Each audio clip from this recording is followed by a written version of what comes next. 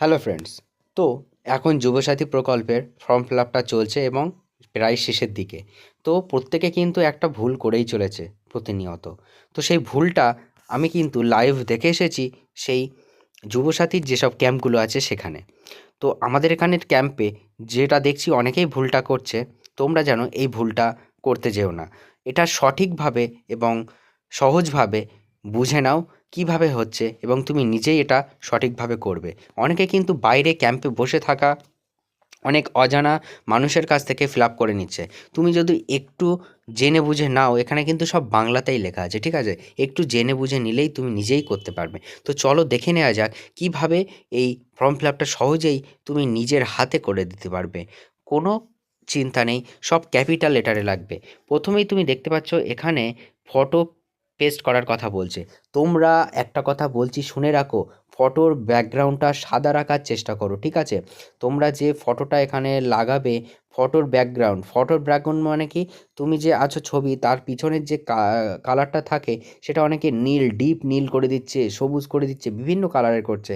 তো সেটা তোমরা সাদা রাখার চেষ্টা করো। শুধু সাদা কেন, তোমরা অফিসিয়াল কাজ, যে কোনো অফিসিয়াল কাজের জন্য এখন থেকেই সাদা করে রাখবে, পিছন ব্যাকগ্রাউন্ড সাদা। কারণ এখন কিন্তু বর্তমান সাদা করে রাখলে সেখানে অনেক সিগনেচার বা স্ট্যাম্প এসবগুলো দিতে হয়। তো সেসবগুলোর জন্য কিন্তু এখানে তোমার ব্যাকগ্রাউন্ড সাদা রাখা অত্যন্ত জরুরি। তো প্রথমেই গেল আমাদের ফটোর ব্যাপার। এরপর ফটোর উপরে কিন্তু এখানে সিগনেচার করতে বলা হচ্ছে।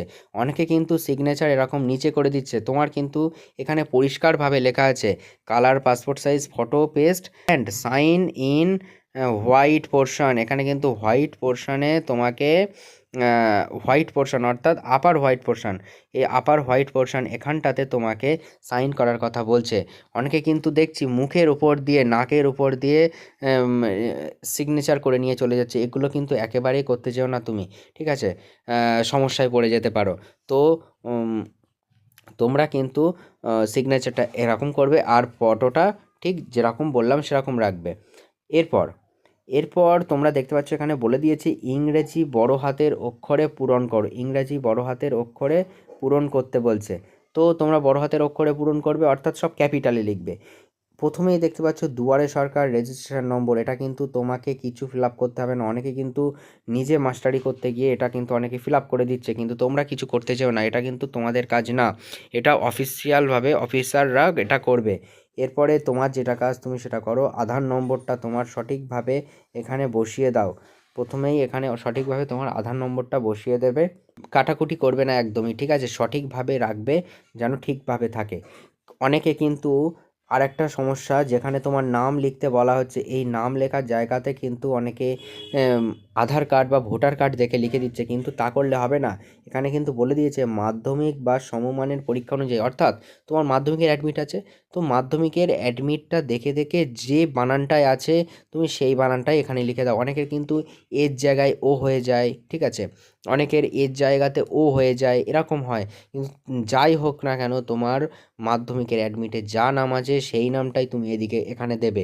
এবং মেয়েদের ক্ষেত্রে বলে রাখছি, অনেক মেয়েদের কিন্তু তারা যখন বিয়ে হয়ে যায় তাদের কিন্তু সারনেমটা বদলে যায়, ঠিক আছে? সারনেম বদলে যায়।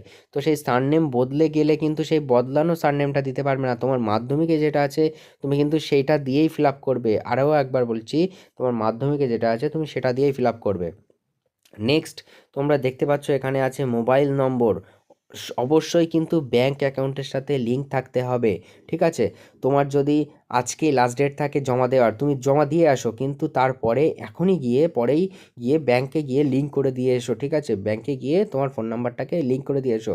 অনেকের কিন্তু দুটো তিনটে ফোন নাম্বার থাকে, তুমি তোমার যেটা ব্যাংকের সাথে লিঙ্ক সেটাতেই, এখন কিন্তু দেখছো বর্তমানে কিন্তু পেটিএম, ফোনপে, জিপে এসবের মাধ্যমেই সবাই পেমেন্ট করে। তো সরকার কিন্তু ডাইরেক্ট তোমার ফোন নাম্বারের মাধ্যমে টাকা দেওয়ার ব্যবস্থা করবে। তো সেই কারণে কিন্তু তুমি এখানে তোমার ব্যাঙ্ক অ্যাকাউন্টের সাথে যেটা আছে তুমি সেই ব্যাঙ্ক অ্যাকাউন্টের সাথে লিঙ্ক ফোন নাম্বারটাই কিন্তু এখানে মোবাইল নাম্বারটাই বসিয়ে দেবে সঠিকভাবে। তো চলো পরবর্তী ধাপে চলে যাওয়া যাক। তোমরা এখানে দেখতে পাচ্ছ এখানে আছে ইমেল আইডি। যদি থাকে, বলেছে যদি থাকে, তোমার কিন্তু নিজের থেকে চিন্তায় পড়ে যাচ্ছ কী দেবো কী দেবো, দেওয়ার কোনো দরকার নেই। তোমার যদি না থাকে তোমার কিছু দিতে হবে না। আর যদি থেকে থাকে তুমি কোথায় খুঁজে পাবে?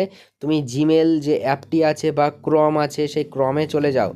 উপরে যে একটা গোল আইকন থাকে বা তোমার লোগো থাকবে, ঠিক আছে, সেখানে চলে যাবে। সেখানে প্রেস করলেই তোমরা বুঝে যাবে যে তোমার ইমেল আইডি কী। তুমি দিতেও পারো নাও পারো, কোনো অসুবিধা নেই।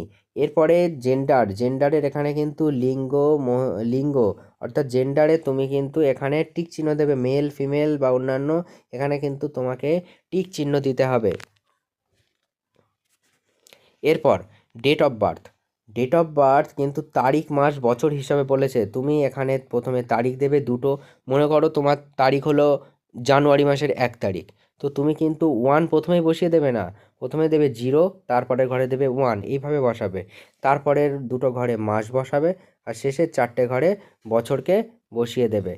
আর এখানে সবথেকে গুরুত্বপূর্ণ, সবাই কিন্তু যেদিন যাচ্ছে সেদিনের হিসাবেই কিন্তু এখানে বসিয়ে দিচ্ছে।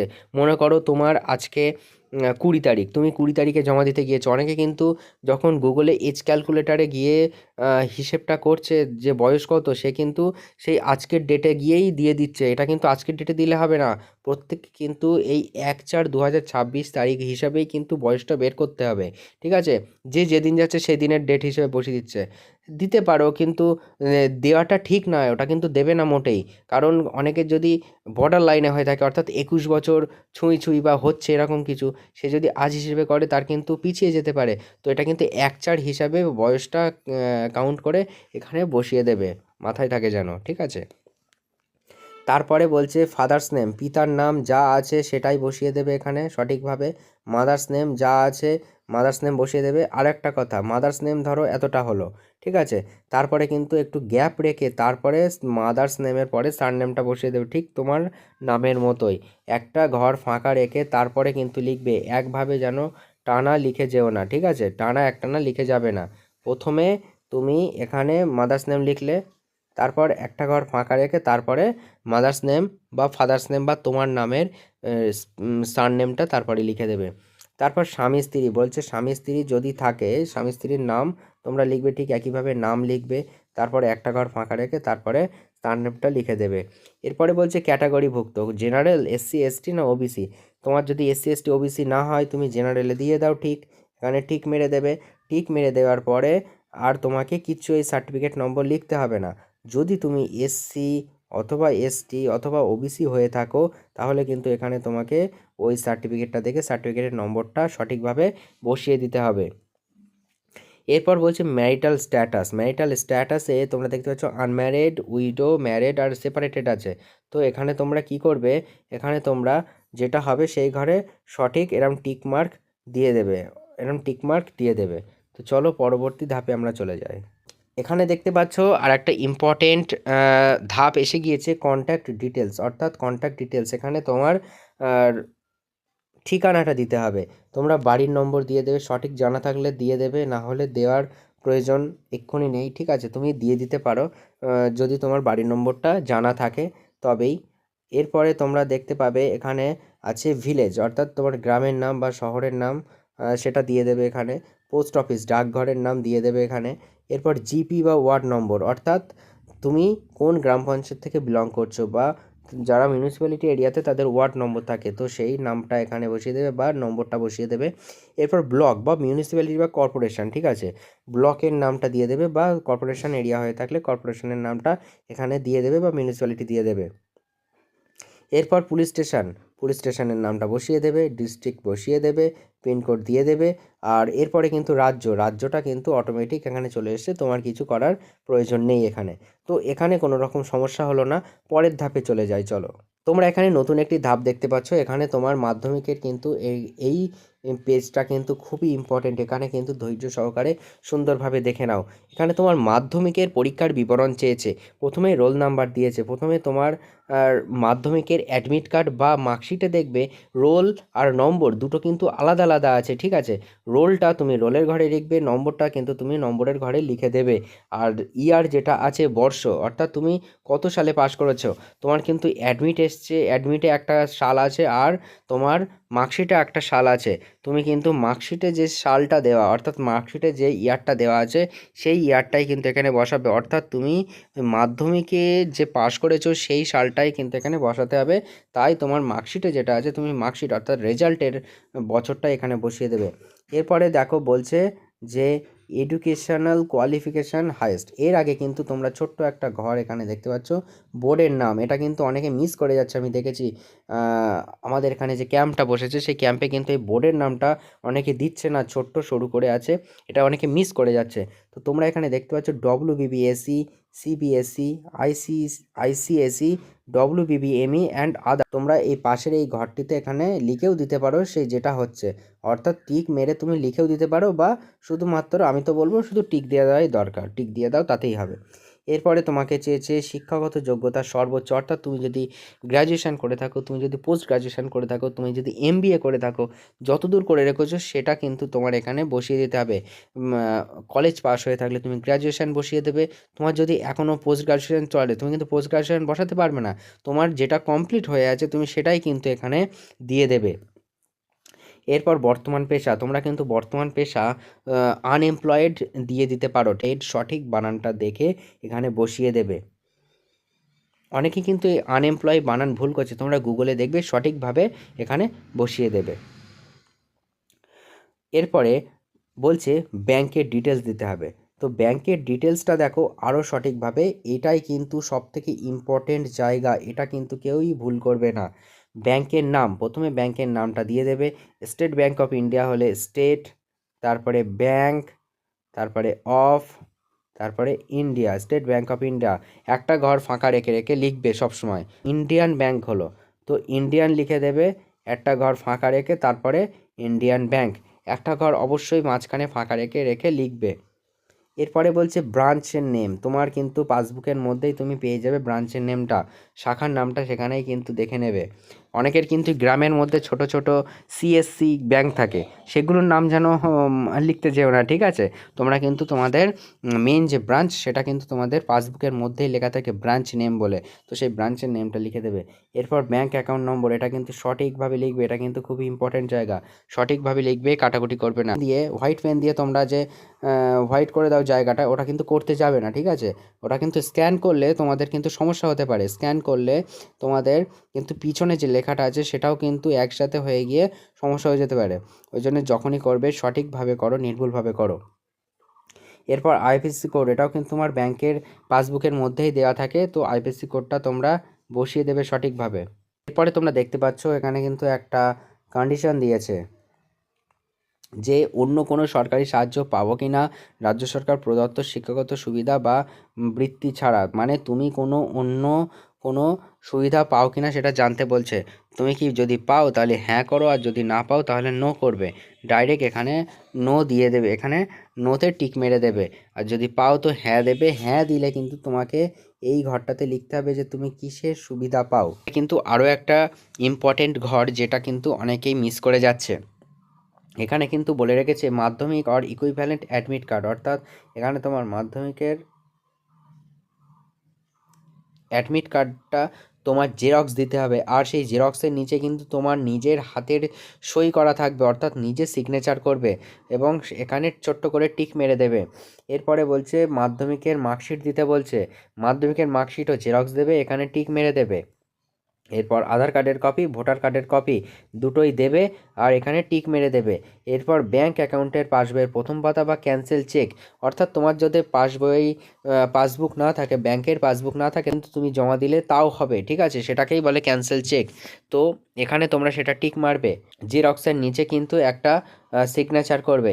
এরপর copy of SC ST OBC certificate, if SC ST OBC যদি থাকে তোমার কোনো ক্যাটাগরির সার্টিফিকেট তাহলে সেটা তুমি দিচ্ছ, জেরক্স কপি দিয়ে সেটাতে সাইন করে এখানে তুমি টিক চিহ্ন দিয়ে দেবে। ওকে, ব্যাস আমাদের কাজ এই পর্যন্ত কমপ্লিট। এবারে নিচে দেখো কি আছে। এরপর সেলফ ডিক্লারেশান, এটা কিন্তু আরও একটা গুরুত্বপূর্ণ ঘর, এটাতে তুমি ভালো করে পড়ে নিচ্ছ যে এখানে তোমার তুমি জেনে বুঝে এটা করছো, ঠিক আছে? তোমার শখ জ্ঞানে তুমি এটা করছো, তুমি পশ্চিমবঙ্গের বাসিন্দা এটা বলে তোমার কিন্তু এখানে সিগনেচার করতে হবে, এখানে শর্ট সিগনেচার। অনেকে কিন্তু ক্যাপিটালে লিখে দিচ্ছে, ঠিক আছে? অনেকে ক্যাপিটালে লিখে দিচ্ছে, ক্যাপিটালে কিন্তু এখানে লিখলে হবে না, এখানে কিন্তু তোমার রানিং হ্যান্ড রাইটিংয়ে তুমি সিগনেচারটা করে দেবে, মনে থাকে যেন। আর এখানে ডেট, এখানে তারিখটা অবশ্যই বসিয়ে দেবে, যেদিন জমা দিতে যাচ্ছ সেই দিনের তারিখ। এরপরে তোমাকে নিচে দেখতে পাচ্ছ অ্যাকনলেজমেন্ট অপশান আছে। তো অ্যাকনলেজমেন্টের অপশানে তোমরা এই ঘরে কিন্তু কিছুই করতে যাবে না, এই ঘর কিন্তু সেই অফিসিয়ালভাবে ওরাই করে নেবে। তোমার শুধু কি করতে হবে, এই আয়ের ঘরটাতে তোমার নাম লিখবে, আয়ের পরে তোমার নাম লিখবে, সন হলে সন, ডটার হলে ডটার, ওয়াইফ হলে ওয়াইফ, যেটা হবে তার উপরে টিক দেবে। দেওয়ার পরে এখানে তোমার ফাদার্স নেম, যদি সন বা ডটার হও ফাদার্স নেম দেবে, পিতার নাম বা বাবার নাম দেবে, আর যদি ওয়াইফ হও হাজব্যান্ডের নাম দেবে এই জায়গাতে। এরপরে অ্যাপ্লিকেশান অন, কোন ডেটে তোমরা অ্যাপ্লিকেশান, এখানে তোমরা ডেটটা বসিয়ে দেবে, এরপর মোবাইল নম্বরটা দেবে আর আধার নম্বরটা দিয়ে দেবে। দেওয়ার পরে এখানে যেন তোমরা কিছু করতে যেও না, এটা কিন্তু সরকারিভাবে ওরাই করে নেবে, এটা কিন্তু ওরা করবে, এখানে তোমার কিছু করতে হবে না। এখানে ওরা সিগনেচার করে একটা স্টাম্প মেরে দিচ্ছে, তারপর এখান থেকে এটা কেটে তোমাকে কিন্তু দিয়ে দেবে। এটা অবশ্যই তোমরা নিয়ে নেবে, এভাবে কিন্তু তোমাকে একটা রিসিপ্ট কপি হিসাবে তোমাকে দিয়ে দিচ্ছে। আর এখানে নাম্বার বসিয়ে দিচ্ছে।